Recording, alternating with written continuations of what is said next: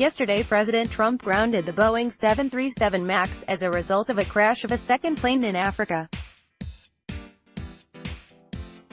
The plane had already been grounded in Canada, China, the EU, UK, etc. There is a lot riding on this plane.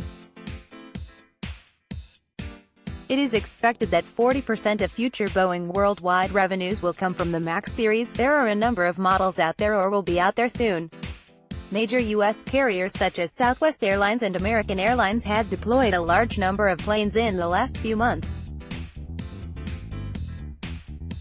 What is the backstory and what can IT professionals in insurance learn? The 737 MAX has an automated system called MCAS. The new plane has slightly larger engines, to get more people on the plane, and are slightly further back on the body. As a result, when the planes are in manual mode, they tend to favor flying nose up. If the nose goes too far up, it can stall. MCAS is meant to push the nose down automatically. However, it appears that the interaction between the MCAS and other systems may not have calibrated correctly, causing the nose to point down, taking over the controls, and crashing the plane.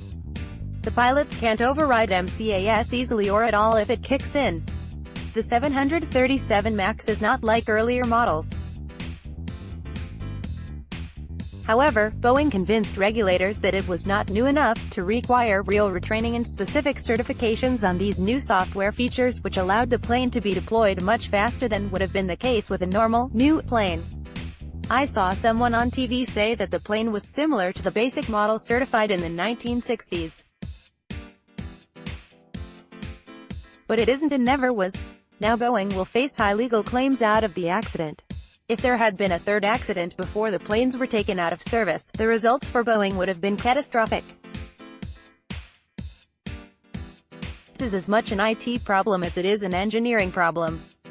First, the plane introduced feature creep. It added new software to compensate for minor changes to the plane. Then, the introduction of those new features were clearly not managed correctly. Quality assurance around integration testing between the new features and the old features, measuring altitude, climb, wind speed, etc., were not fully assessed or documented. To top it off, the users, in this case the pilots, were initially not properly trained on the features. There was no override if something went wrong, such as the nose pointing down when it shouldn't be pointed down. Does it sound like a lot of core systems projects you have been around over the years? New features added on top of other features without understanding the impact. Defects introduced and not caught until the system is in production. Untrained users who can't use the system correctly.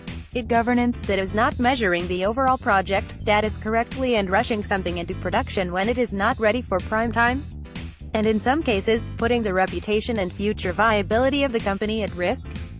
Software is software. The basic lessons remain no matter how advanced it gets and what industry we are talking about. Get the latest insurance news sent straight to your inbox.